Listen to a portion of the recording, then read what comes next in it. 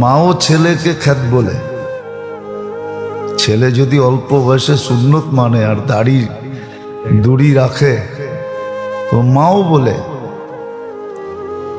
না জানি তো সমাজে তোর কপালে কি আছে। আরেকটা কথা না বললেই নয়, আমার সমাজে সুন্নত যারা মানে এদের পিছনে যতটুকু মনিটরিং করা হয়, মনিটরিং বুঝেন, গোয়েন্দাগিরি করা হয়, এরকম গোয়েন্দাগিরি কারো পিছে করা হয় না।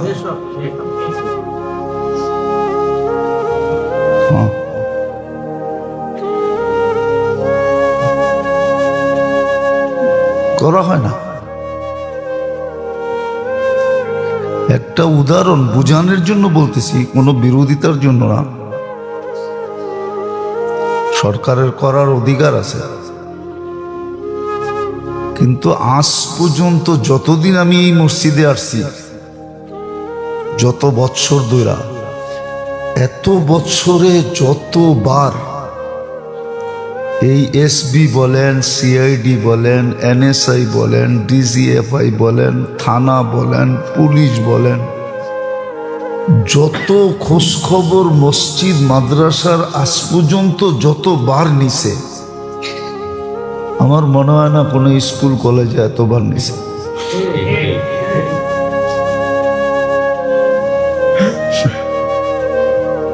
ঠিক না? ভুল বললাম? বুঝানোর জন্য বলতেছি। যতবার ডাটা নিছে, এখনো নিতেছে, এখনো নেয়।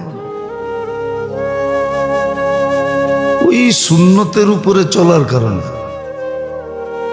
তাহলে বলে গেলাম সুন্নত এই জমানায় আল্লাহ রসুলের, যার কারণে আমরা এত বেশি মর্যাদা পাইলাম, ইজ্জত পাইলাম, সম্মান পাইলাম, দাম পাইলাম, ভ্যালু পাইলাম। শুধু এখানেই শেষ না, মুহাম্মদুর রাসূলুল্লাহ সাল্লাল্লাহু আলাইহি ওয়াসাল্লামের কারণে আমরা সুরক্ষা পাইলাম। নাহলে ইতিহাসের পাতায় নাই, বোঝার বিষয়। কিন্তু কোন নবীর উম্মতকে আল্লাহ এত লম্বা সময় সুযোগ দেন নাই। আমাদের অলরেডি 1500 বৎসরের মতো হয়ে গেছে। জন্মের দিন থেকে দেখতে গেলে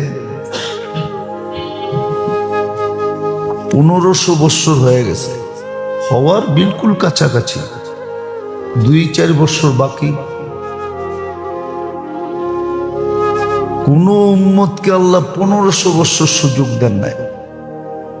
নাফরমানি করতেছিল আর আল্লাহ দেখতেছিল এমন না, 200-500 বৎসরেই মাটিতে মিশে গেছে। কিন্তু আমাদেরকে সুরক্ষা দিতেছেন, এখনো আমাদের দোয়া কবুল করেন, এখনো আমাদেরকে লালন পালন করেন, এখনো আমাদেরকে সমস্ত প্রাণীর থেকে সুরক্ষা দেন, হেফাজত করেন। বললে হেফাজত করাও সম্ভব না। একটা মানুষ আল্লাহর দেহটা, মানুষের অস্তিত্বের, আরে মানুষের পজিশনের সবচেয়ে বড় উৎস কোনটা? দেহ, ঠিক না? কি বলেন? মেধা, মুদা, বিদ্যা, সিদ্ধা, এটা কার ভিতরে সেট? দেহের ভিতরে। শক্তি, যোগ্যতা, সমস্ত কিছু তো এই দেহটার ভিতরে, ঠিক না? কি কন? এরকমও লোক আছে খোঁচা দিয়েই 1000 টাকা নিয়ে নেয়। কি দিয়া? খালি খোঁচা মেরা। আপনি ওকে যুক্তি দিয়ে জিজ্ঞেস করেন যে এই দেহটার ভিতরে সবকিছু সেট, এটাই হলো বাহাদুরির উৎস, ঠিক না? বাহাদুরির পয়েন্ট কোনটা? দেহটা। এটা দিয়ে তুমি সবকিছু কামাও আর 24 ঘন্টা আল্লাহর বিরোধিতা করো। আপনি কোন যুক্তিতে বলেন সে টিকা থাকো? কোনদিন বিরোধিতা করে তো মালিকের কাছে 2 দিন থাকা যায় না। থাকা যায়? রাষ্ট্রের বিরোধিতা করে কয়দিন রাষ্ট্রে থাকা যায়? থাকা যায়? হ্যাঁ, যদি কোনো বিরোধিতা করার পরেই স্বামী স্ত্রীর বিরোধিতা করে কয়দিন স্ত্রীরে রাখবে, আর স্ত্রী স্বামীর বিরোধিতা করলে কয়দিন স্বামীর কাছে থাকবে? সন্তানও তো মা বাবার বিরোধিতা করলে তেজ্য পুত্র হিসাবে ঘোষিত হয়, কিন্তু আল্লাহ তো আমাদেরকে পালতেছেন। 24 ঘন্টা বিরোধিতা করি। উচিত ছিল আপনাকে আমাকে মিটায়া দেওয়া, মাটির সাথে মিশায়া দেওয়া। শুধু মিশায়া দেওয়া না, উচিত ছিল কাঠগোড়ায় দাঁড় করায় দেওয়া।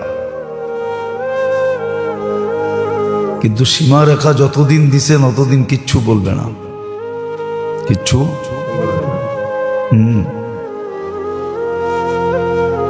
কিচ্ছু বলবে না। সীমারেখা যতদিন দিছেন, বয়স যতটুকু দিছেন অতদিন কিচ্ছু বলবেন না। হাদিসে আছে, কুলতু ফাসামিআতু, আল্লাহ বলে তুই সারাদিন বলছ, আমি খালি শুনছি। খালাফতুম ফাহালিমতু, তোমরা 24 ঘন্টা বিরোধিতা করছো আর আমি খালি সহ্য করছি। আল্লাহ সহ্য করে যেতেছে। যুক্তি বলে না সহ্য করে যাওয়া। যুক্তি বলে যেখানে বিরোধিতা ওইখানেই থাবা মারা, ওইখানেই দৌড়া, ঠিক না? কি দেখি তো আমরা সমাজে, দেখি না? সামান্য পদস্থ মানুষের বিরোধিতা করলে, সামান্য কোনো দলের বিরুদ্ধে মুখ খুললে, সামান্য কোনো নেতার বিরোধিতা করলে, ছোট নেতা, ছোট, যেটারে আরেকটা শব্দ বললাম না, এর বিরোধিতা করলে পর্যন্ত সইতে পারে না। কিন্তু ওরই যদি জিজ্ঞাসা করা হয় তুই সারাদিন আল্লাহর বিরোধিতা কতটুকু করস বল, আল্লাহ তো সয়া যেতেছে, কিচ্ছু বলে না, অপেক্ষা করতেছে। তো বলতেছিলাম এটা আমাদের নবীজির কারণে, আমাদের মর্যাদার কারণে, আমাদের মর্যাদার কারণে এটা করা হইতেছে। আল্লাহ আমাদেরকে নবীজির কারণে উচ্চ মর্যাদা দিয়েছেন। আর আমাদের নবীজির উচ্চ মর্যাদার ভিতরে সবচেয়ে বড় উচ্চ মর্যাদা হলো মেরাজ, যেটা আমাদের জন্য শিক্ষণীয় ছিল। তো বলতেছিলাম একদিকে তো এটা বিজ্ঞানের জবাব, বিজ্ঞানকে আল্লাহ জবাব দিছে। আল্লাহ জানে যে একদিন আসবে এই উম্মত বিজ্ঞানের পিছনে ছুটবে, বিজ্ঞানকে খোদা মানবে, যদিও মুখ দিয়া বলবে না, কিন্তু মুখ দিয়া বলবে।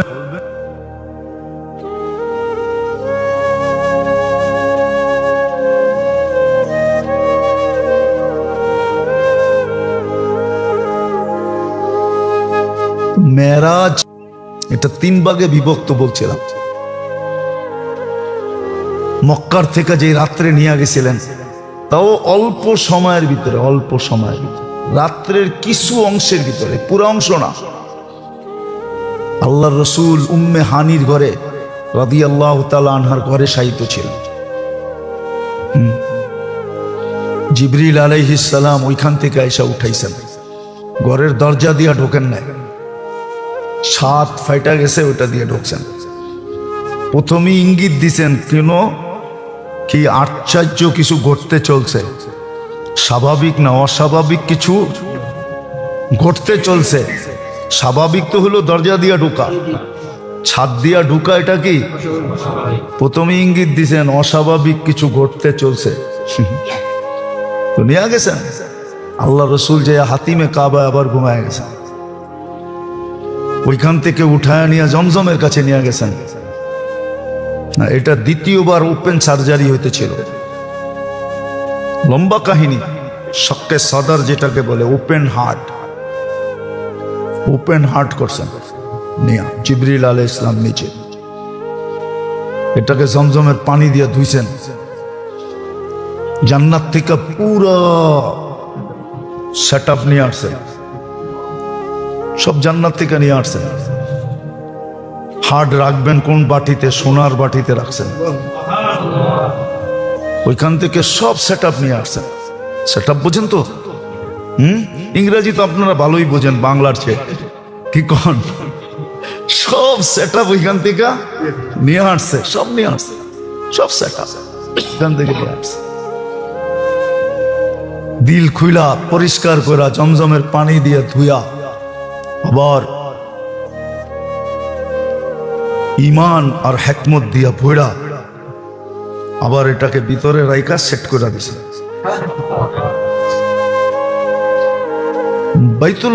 বাইতুল্লাহ থেকে বাইতুল মুকাদ্দাস পর্যন্ত এটাকে বলা হয় আসরা।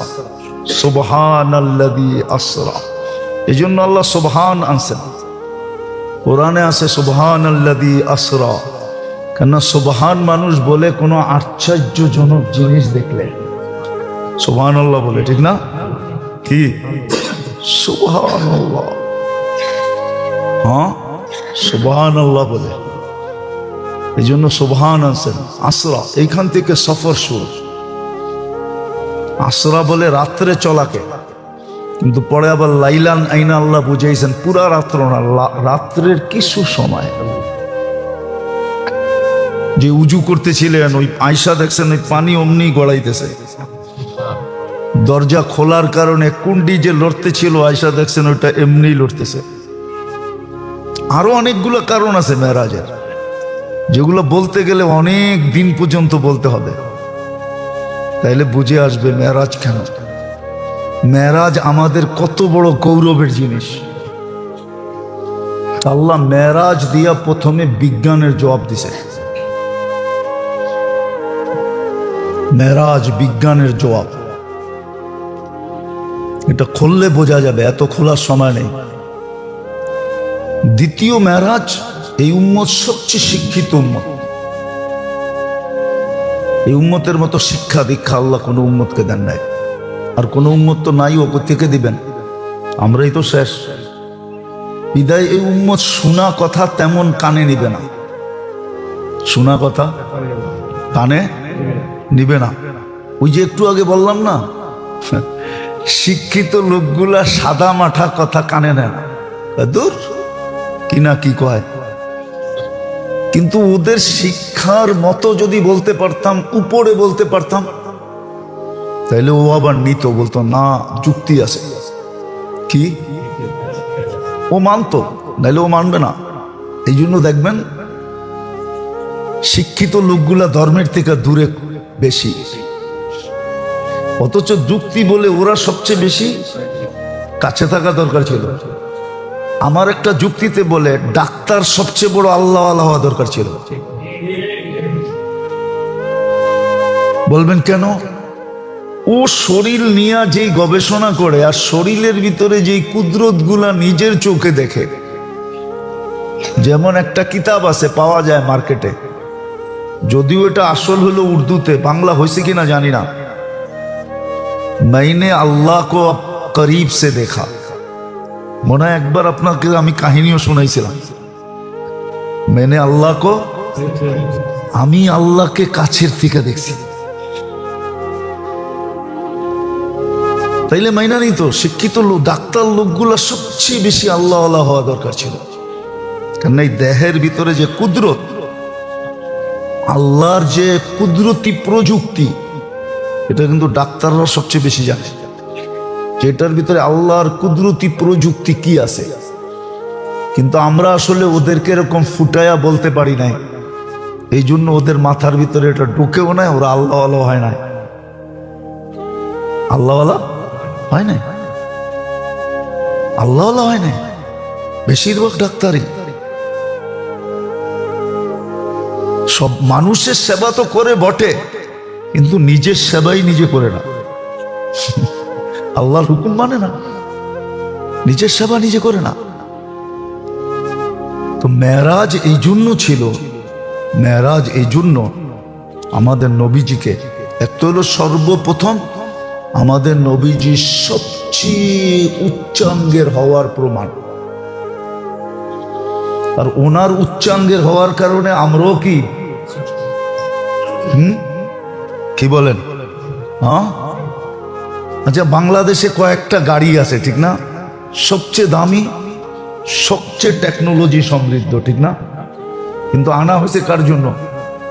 প্রধান উপদেষ্টার জন্য, প্রধানমন্ত্রীর জন্য, হ্যাঁ, বিরোধী দলীয় নেত্রীর জন্য, নেতার জন্য, ঠিক না? হ্যাঁ, ওর চড়ার জন্য আনা হয়েছে, ঠিক না? কিন্তু যে চালায় ও তো চড়ে না, ও চড়ে না। হ্যাঁ, যদি ওরে কানে ধরে নামায় দেওয়া হয়, নাম বেটা তোর লিখে আনা হয়েছে নাকি? তুই দেখি সবার আগে উঠে বয়ে রিসোর্স। হ্যাঁ, তা আমাদের নবীজির কারণে আমাদেরও সম্মান বেড়ে গেছে, আমাদেরও সম্মান বেড়ে গেছে। তো প্রথম কারণ ছিল এটা, দ্বিতীয় কারণ ছিল বিজ্ঞানের জবাব, তৃতীয় কারণ এই উম্মত শোনা কথা নাও মানতে পারে। এই উম্মত, আবার এই উম্মতকে শোনা কথা শোনানো ঠিক না, কেন? এর লেভেল হাই লেভেল, এর লেভেল হাই লেভেল। একে শোনা কথা শোনানো কিনা যুক্তিসঙ্গত না। এই জন্য আমাদের নবীকে নবীউল মুশাহেদা বলা হয়, চোখে দেখা নবী। আল্লাহ আখিরাত পুরোটা চোখে দেখাইছেন, পুরোটা চোখে দেখায়া তারপরে বলছেন এইবার বলেন। আমাদের নবীজি আইসা বলছে চোখে দেখা বলতেছে, আল্লাহ আমাকে চোখে দেখাইছেন। শুধু একবার দেখান নাই, ওই একবার যে পর্দা উঠাইছেন, আমাদের নবীজি দুনিয়ার থেকে যাওয়ার আগ মুহূর্ত এই পর্দার আল্লাহ বন্ধ করেন নাই। এই জন্য জমিনে দাঁড়ায় দাঁড়ায়ও দেখছেন। হ্যাঁ, হাদিসে আছে, হাদিসে আছে, বুখারী শরীফে আছে, প্রত্যেক হাদিসের কিতাবে আছে যে আল্লাহ আমাকে জান্নাত দেখাইছে।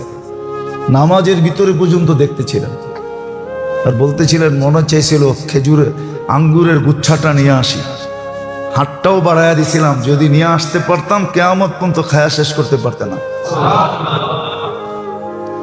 কারো মাথায় প্রশ্ন উঠবে যে কিয়ামত পর্যন্ত এক গুচ্ছা আঙ্গুর খাবে পুরা উম্মত, তারপরও শেষ হবে না, কেননা ওইটার ভিতরে এরকমই বরকত।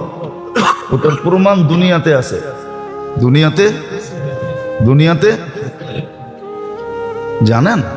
এটাও তো জানেন না, খালি কয় গুগল জানি, ইন্টারনেট জানি, কত কিছু বলে জানে, মাঝে মাঝে কিছু জিজ্ঞাসা করলে এটিও জানেন না। ফিজির পরে একটা দ্বীপ আছে, ফিজির পরে, ফিজি আয়ারল্যান্ডের পরে, ওই দ্বীপটাতে একটা পাহাড় আছে সারে, এই দিক দিয়া কাইটা যখন ওই দিক দিয়া কাটতে শুরু করে, এই দিকেরটা পুরো হয়ে যায়, এই দিকেরটা পুরো হয়ে যায়। গুগলে সার্চ দেন, আমার এটা লেখা দেখবেন, গুগল দেখাবে, পাহাড়ও দেখাবে। আমি যাই না বলতেছি, না যাই না না। তো দুনিয়া তো প্রমাণ রাখছেন আল্লাহ, তো জান্নাতের গুচ্ছাটার ভিতরে এত বরকত হইতো, খাইতো, কিন্তু ওই জায়গাটার সাথে সাথে পূরণ হয়ে যেত। বিদায় যেটা খাওয়ার পরে সাথে সাথে পূরণ হয়, ওটা তো আর ঠিক হবে না।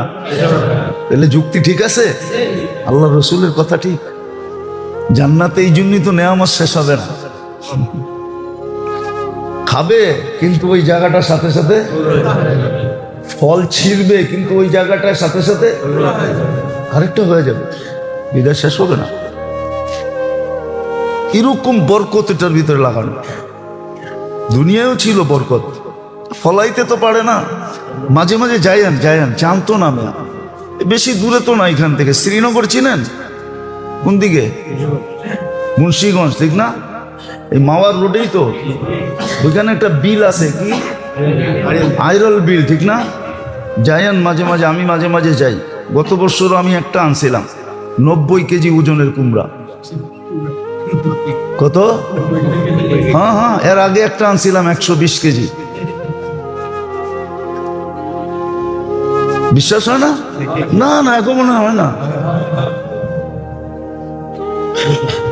প্রতি বছরই আমার মাঝে মাঝে ফোন করে যে হুজুর পাঠামো কিনা, কিন্তু কুমড়া আনলে স্বাদ থাকে না। কেন না, গাড়িতে নামানোর পরে মানুষ দেখতে দেখতে কুমড়ার স্বাদ চোখে চোখে জায়গা। আর এটারে কাইটা পিস করতে করতে পরে দেখা যায় নিজের ভাগে আধা কেজিও থাকে না। কিন্তু ফোন দেয় প্রতি বছরই। গত বছরও দিছিল একটা 90 কেজি, এর আগের বছর দিছিল একটা 120 কেজি। ও পিছনে গাড়ির গেট দিয়েও ঢোকে না, এত বড় প্রাইভেটে ঢোকে না। তো যেটা বুঝাইতেছিলাম, এটা তো দুনিয়াতে আল্লাহ দেখাইতেছে। হ্যাঁ, বোধ করেন আপনারা 4 জনের 120 কেজির কুমড়া কয়দিন খাইবেন? না, 1 মাস পার হয়ে যাবো, ঠিক না? হ্যাঁ, আবার প্রতিবেলা কুমড়া খাইতেও ভালো লাগবে না, ঠিক না? জান্নাত মেরাজ এই জন্য যে আল্লাহ মুশাহেদা দেখায় দিছে। এই উম্মতের শিক্ষার আল্লাহ মূল্যায়ন করছেন, সমস্ত কিছু দেখায় দিছেন, সমস্ত কিছু। আরো একটা কারণ আছে যেটা হাদিসেও পাওয়া যায়। কেননা মেরাজের আগেই আল্লাহ রসুলের তয়েফের সফর ছিল। আর তয়েফে আল্লাহ রসুল যে কষ্ট করছেন, সমস্ত নবীদের কষ্ট এক পাল্লায় করলেও তয়েফের কষ্ট আল্লাহ রসুলের পাল্লা ভারী হবে। 6 কিলোমিটার দৌড়াইছেন, পাথর মারতেন তো বৈশা পড়তেন, আবার যুবকরা দৌড়াইতে বাধ্য করত, আবার দৌড়াইতেন, আবার পাথর মারতেন। বেঁচে গেছে দুনিয়া। ওই দিন আল্লাহ রসুলের রক্ত জমিনে পড়ে নাই, শুধু জুতায় আটকায় গেছে। যদি জমিনে পড়তো তাহলে ওই দিনই দুনিয়া শেষ, কিয়ামত হয়ে যেত। কারণ আল্লাহ এটা সইতে পারতেন না যে বন্ধুর রক্ত মাটিতে পড়ছে। ওই দিন আর অনুমতি চাইতেন না, অনুমতি ছাড়াই দুনিয়া শেষ। এটাই যুক্তি বলে, এটাই তো। এত বড় কষ্টের পরে মেরাজ সমস্ত কষ্টকে ভুলাইয়া দিছে। কয় না, দুঃখের পরে যখন সুখ আসে, দুঃখ মনে থাকে না। সবচেয়ে বড় মন ভাঙ্গা ছিল আল্লাহ রসুলের, সবচেয়ে বড় মন ভাঙ্গা ছিল তায়েফের সফরের পরে। তখনই আল্লাহ পুরস্কার হিসাবে মেরাজ দিছেন। জান্নাতও দেখাইছেন, জাহান্নামও দেখাইছেন। কোন গুনার কারণে কি শাস্তি ভোগ করবে, এটা পুরা চিত্র আল্লাহ দেখাইছেন। কিতাবে আছে, মার নাফরমানি করলে কি শাস্তি, মা বাবার নাফরমানি করলে কি শাস্তি পাবে। এক বিশেষ বাটির ভিতরে তাকে জ্বালাইতে হবে, জ্বালাবে বিশেষ আগুনের ভিতরে। আল্লাহ রসুল জিজ্ঞাসা করছে, এদেরকে এই বিশেষ আগুনে কেন জ্বালানো হয়, বিশেষ পদ্ধতিতে কেন জ্বালানো হয়? বলছে, এরা মা বাবাকে দুঃখ দিত দুনিয়াতে। আর সন্তান যখন মা বাবাকে দুঃখ দেয় না, তো মা বাবার ভিতরে যে আগুনটা জ্বলে, ওই আগুনটা বড় কঠিন। যার জ্বলে নাই সে বুঝবে না, যার জ্বলে নাই সে বুঝবে না। যেই সন্তান মা বাবার অবাধ্য হয়, মা বাবার ভিতরে যে কি আগুন জ্বলতে থাকে, ওটা শুধু মা বাবা বোঝে, আর কেউ বোঝে না। কসম খোদা। আবার মা বাবা বোঝে কিন্তু বুঝাইতে পারবে না, আগুন দেখে কিন্তু দেখাইতে পারবে না। এই জন্য মা বাবার নাফরমানদেরকে এক বিশেষ পদ্ধতিতে বিশেষ আগুন দ্বারা দুজকের ভিতরে শাস্তি দেওয়া হবে, যদি মা বাবার কাছ থেকে মাপ চায় না নিল, মাপ না চাইল। এই জন্য সন্তানদের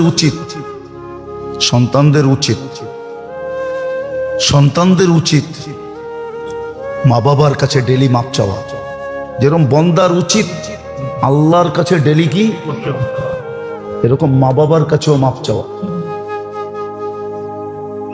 চাওয়া উচিত, ডেলি মাপ চাওয়া উচিত। মাপ চাওয়ার সুযোগ যদি চলে যায় থাকে, তাহলে কিতাবে লেখা আছে এটা কিভাবে রিকভারি করবে। ওই পদ্ধতি ওলামাদের থেকে শিখা, ওই পদ্ধতি ব্যবহার করা উচিত। হয়তো নারাজ হয়ে দুনিয়ার থেকে চলে গেছে, তো ওলামাদের কাছ থেকে শিখা উচিত যে কিভাবে করলে আমার এই জিনিসটা রিকভারি হয়ে যাবে, পরিপূরক হিসাবে হবে।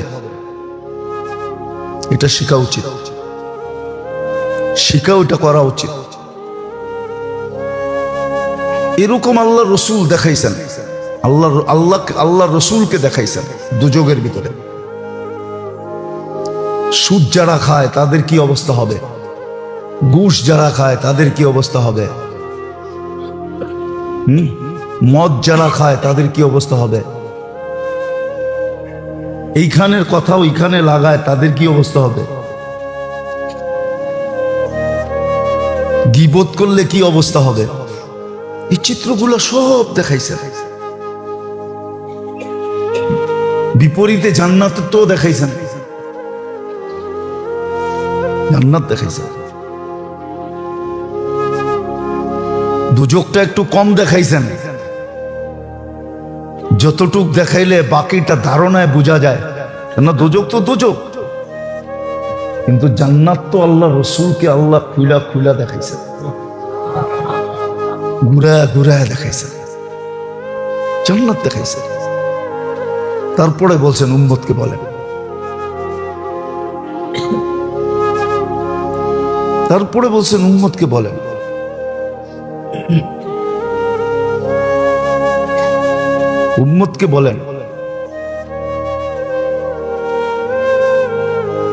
উম্মতকে বলেন। এই জন্য কিতাবে পাওয়া যায়, জানি না কতটুকু সত্য কতটুকু মিথ্যা, কিতাবে পাওয়া যায়।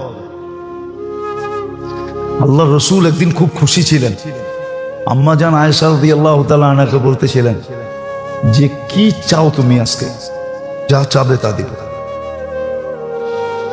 উনি বলছেন আমি আমার আব্বার লোক একটু পরামর্শ করে দেখি, আমি একলা চাইলে কি না কি চায়া ফেলি, একটু আব্বার সাথে পরামর্শ করে দেখি।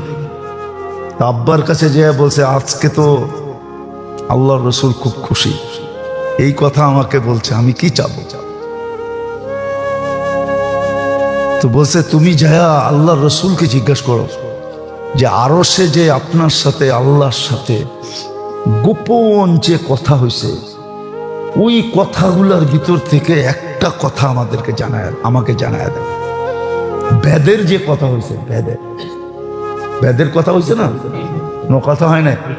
হ্যাঁ, ফাওহা ইলা আবদিহি মা আওহা, কোরআন তো বলে বেদের কথার ভিতর থেকে একটা বেদের কথা আমাদেরকে বলা দেন।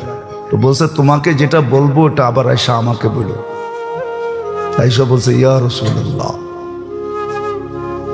বেদের কথা একটা বলা দেন। তো আল্লাহর রসুল বলতেছিল যদি বইলা দেই তাহলে তো বেদ রইল না, বেদ রইল না, কিন্তু বইলা তো ফেলছি তোমাকে, কথা তো দিয়া ফেলছি, যদি না বলি তাহলে তো কথা রইল না। ঠিক আছে, তো বলা দিছেন। একটা এটাও ছিল যে আল্লাহ আমার উম্মতকে কিভাবে মাফ করবেন, এটা বলা দিছেন। কিন্তু উম্মত তো মাপ চায় না। উম্মতের কোন শ্রেণী তো মাপ চায় না। চাল চলন, চেহারা টেহারা, উঠা বসা, চলা ফেরা, খাওয়া লওয়া, কোনোটাই দেখলেই তো মনে হয় না যে মাপ চায়।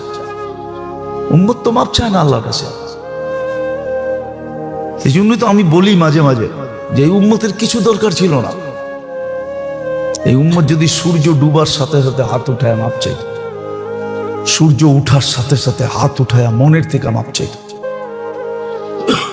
বিছনায় চাইতে দেরি আল্লাহর কাছে মাপ চায় ঘুমাইতে দেরি করে না। এই উম্মত যদি এতটুকু করতো যে বিছনায় চায় আল্লাহর কাছে মাপ চায় ঘুমায়, সূর্য উঠতে দেরি মাপ চাইতে দেরি করে না, ডুবতে দেরি মাপ চাইতে দেরি করে না, এতটুকু যদি উম্মত মনের থেকে করতো। দেখেন, আমি অতীতও বলছি, এখনো বলতেছি, কিন্তু কোরআন বলে 4 মাস গুনাহ করো না। আল্লাহ আমাদেরকে নিষেধ করতেছে 8 মাস করো করো।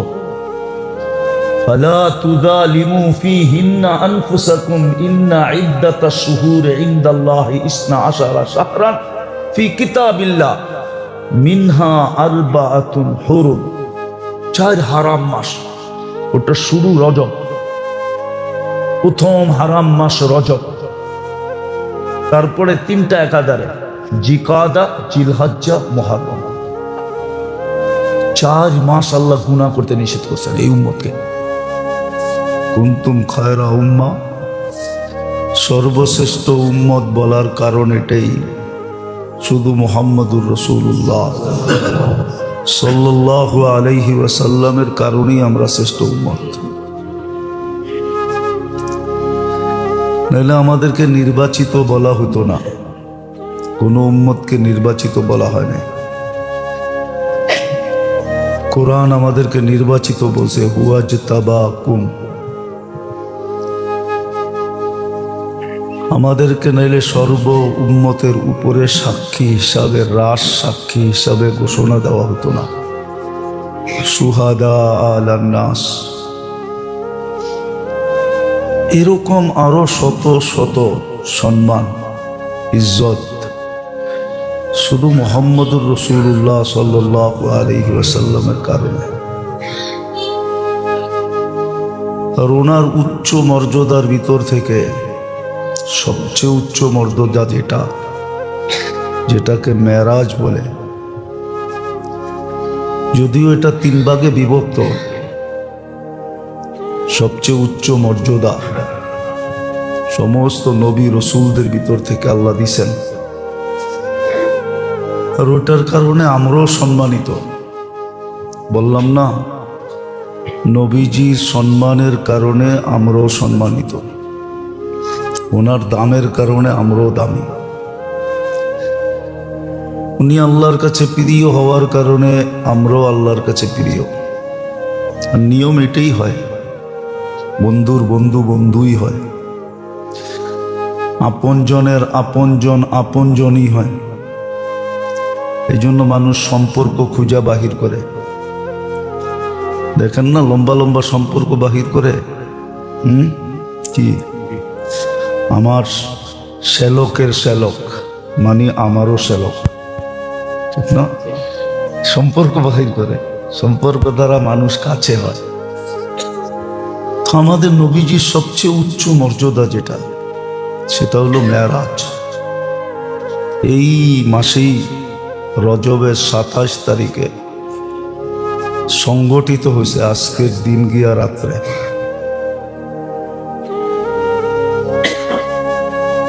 আজকের দিন গিয়া রাত্রে মেরাজ, এটা 3 পার্টে বিভক্ত। এটার ভিতরে অনেক কিছু শিক্ষণীয় আছে। আল্লাহ এই উম্মতকে শিখানোর জন্যই, অনেকগুলা প্রশ্নের জবাব দেওয়ার জন্যই। এই জন্যই বিজ্ঞান এটা নিয়ে বড় পেরেশান, বিজ্ঞানের মাথায় আসে না। যদিও আল্লাহ জবাব দিছেন, এটা নিয়ে অনেক ধরনের বিভ্রান্তি আছে, যদিও সমস্ত বিভ্রান্তির জবাবও আল্লাহ দিয়া দিছেন। তো এটা আমাদের মর্যাদার বিরাট বড় একটা উৎস। যে আমরা কতটুকু মর্যাদাশালী আল্লাহর কাছে আমাদের নবীজির কারণে। এটার ভিতরে আমাদের অনেক শিক্ষণীয় জিনিস আছে। কেননা বর্তমানে মানুষ বিজ্ঞানে যতটুকু আসক্ত আর বিজ্ঞানকে যতটুকু মানে আর ফলো করে, বিজ্ঞানের পিছে দৌড়ায়,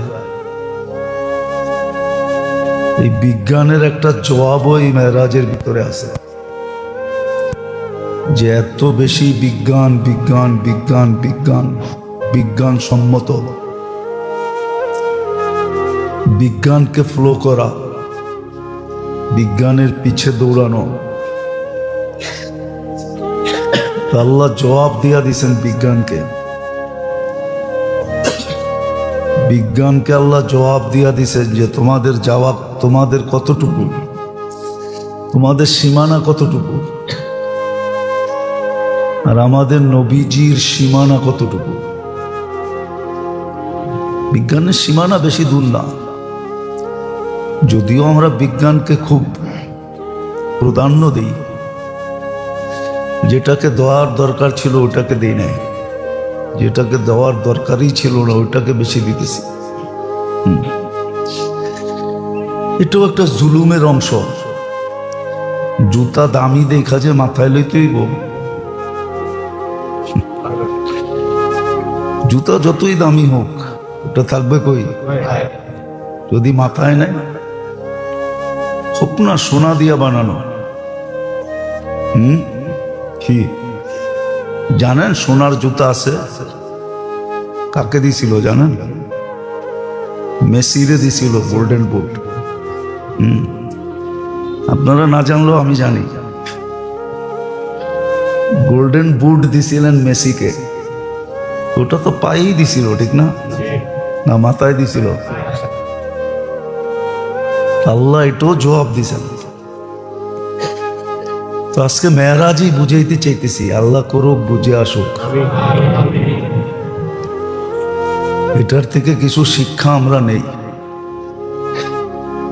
না, আল্লাহ জানতেন একদিন বিজ্ঞানের যুগ আসবে, মানুষ বিজ্ঞানকে খোদা মানতে শুরু করবে।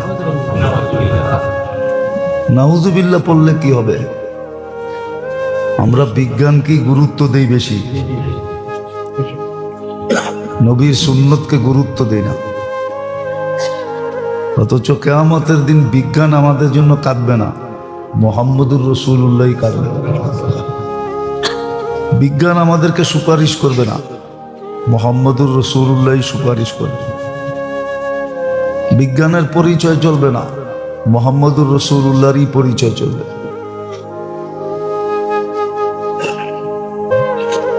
বিজ্ঞান আমাদের জন্য চিৎকার দিবে না, মুহাম্মদুর রাসূলুল্লাহ কিয়ামতের মাঠে উম্মতি উম্মতি বলে চিৎকার দিবে।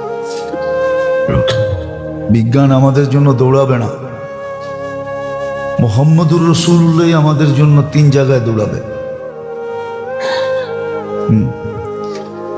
বিজ্ঞান আমাদেরকে আগলায় রাখবে না। আগলানো বোঝেন? আরে আগলানো বোঝেন না? মনে হয় বোঝেন না। চতুর্দিক থেকে ঘেরাও করা, পাহারা দিয়ে রাখা, উঁচা করে রাখা। মুহাম্মদুর রাসূলুল্লাহ রাখবে কিয়ামতের মাঠে আমাদেরকে এইভাবে। কিন্তু আমরা ওনার সুন্নত মানতে রাজি না। যে আমাদের জন্য এত করছেন, এত করতেছেন, এত করবেন, আমরা ওনার সুন্নত মানি না। বড় ওনার সুন্নতকে আমরা মজাক উড়াই, টিটকারি করি। আমাদের সমাজের 90% মানুষ করে, 10%ও হবে কিনা, 90% মানুষই সুন্নতকে মজাক হিসাবে ব্যবহার করে, সুন্নতকে নিচু মনে করে। নিচু মনে করে এরা দুনিয়ায় একটা হাসপাতাল আছে যেখানে মাটি দিয়ে চিকিৎসা করা হয়। হয়তো আপনারা চিনবেন না, বেশি দূরেও না, আমাদের থেকে কাছে। ওইখানের চিকিৎসাই হলো আর্থিং দিয়া। আপনারা সারাদিন মাটির ভিতরে পাও ঢুকায় দিয়ে বসায় রাখবে। কেননা শহরের মানুষের শরীর আর্থিং পায় না, সারাদিন জুতা পায় দেয়, রাস্তাগুলা পাকা, ঘরের ফ্লোরগুলা পাকা, তো শরীর মাটির থেকে তৈরি। কিসের থেকে? দেখেন যুক্তিটা লাগে কিনা, ডাক্তার করে কইতেছি ভালো মতে দেখেন যুক্তিটা মাথায় লাগে কিনা। তো আমাদের শরীর আর্থিং পায় না, মাটির যে একটা আর্থিং দরকার এটা গ্রামের মানুষ পায়। এই জন্য শহরের মানুষের তুলনায় গ্রামের মানুষ সবল বেশি, সুস্থ বেশি, রোগ মুক্ত বেশি। কেন? ওদের শরীর আর্থিং পায়, আমাদের শরীর আর্থিং পায় না। এই জন্য একটা চিকিৎসা আছে, তুমি যদি সারাদিন আর্থিং নাও পাও তাহলে রাত্রে আর্থিং পায়ে লাগায় ঘুমায় থাকো।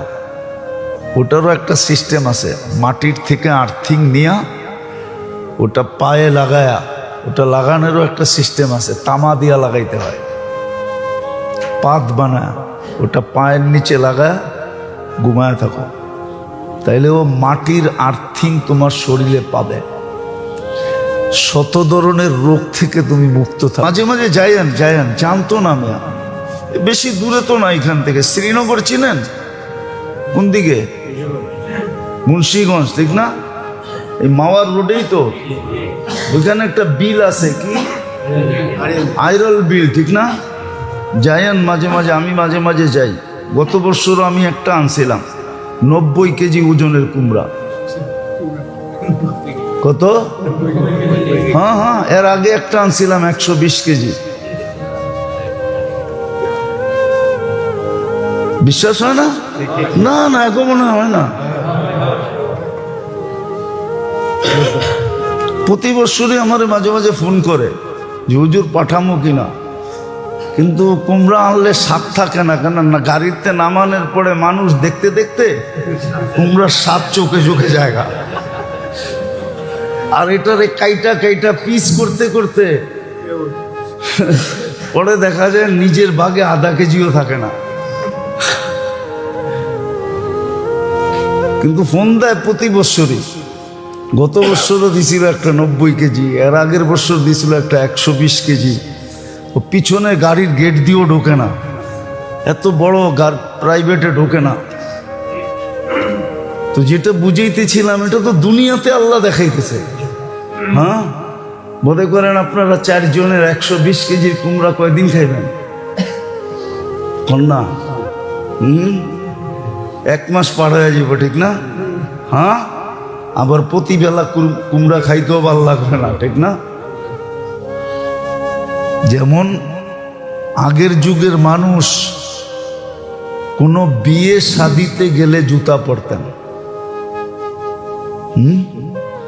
বা একবারে ব্যয়বাড়ির ঘাটে যায়া পাওটা ধুইয়া জুতা পরা বাড়িতে যেতেন।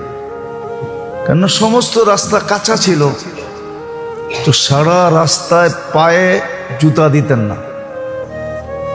তো শরীরের ভিতরে, মাটির ভিতরে আর্থিং আছে, আর্থিং।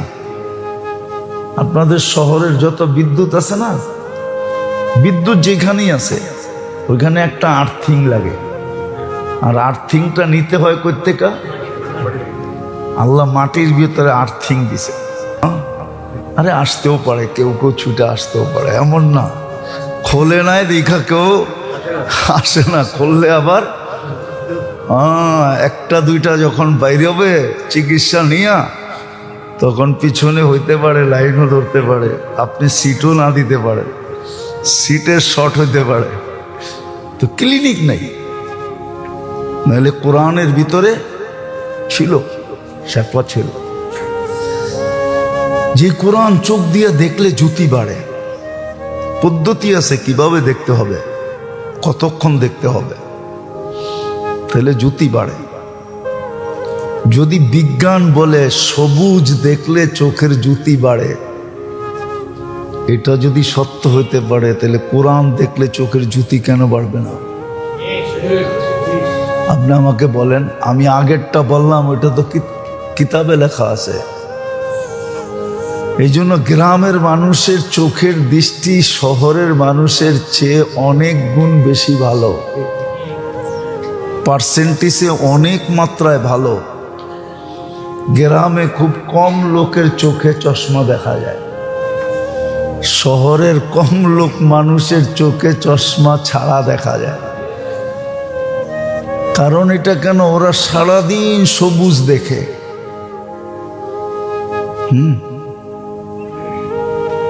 আমি তো আবার অন্য দিকে চলে যাব। একটা চিকিৎসা দুনিয়াতে আছে না, কিন্তু কাজে কামে দেখাবে। সুন্নত মানবে না, বিজ্ঞান মানবে। সুন্নত ছোট হয়ে যাবে, বিজ্ঞান বড় হয়ে যাবে। আল্লাহ রসুলের সুন্নত মানবে না। যদিও আল্লাহ রসুলের সুন্নতের ভিতরে পাওয়ার ছিল, একদিকে তো এটা বিজ্ঞানের জবাব ছিল, আরেক দিকে মেরাজের, আরেক দিকে তো মেরাজ এই জন্য ছিল কেননা এই উম্মতই সবচেয়ে বেশি শিক্ষিত উম্মত। আমাদের মতো শিক্ষা আল্লাহ কোন উম্মতকে দেন নাই। সব উম্মতকে আল্লাহ কিতাব দিছেন, আমাদেরকে আল্লাহ কালাম দিছেন। কিতাব আর কালামের ভিতরে পার্থক্য আছে। কিতাব আর কালামের ভিতরে পার্থক্য আছে, বড় পার্থক্য, আকাশ জমিন পার্থক্য। জমিন যেরকম নিচা, আকাশ যেরকম উঁচা, ঠিক কিতাব এরকম নিচা, কালাম এরকম উঁচা। কেননা রাজার কথা, বাদশাদেরও বাদশার কথা, আল্লাহর কথা। হ্যাঁ, এই জন্য অন্য কিতাব পড়লে আরো তিনটা আছে, ওটা পড়লে প্রত্যেক অক্ষরে নেকি পাবে কি পাবে না, এটা কোনো আলেম ওলামা প্রমাণ করতে পারবে না। কিন্তু কোরআনের এক অক্ষর পড়লে 10 নেকি, এটা সুস্পষ্ট।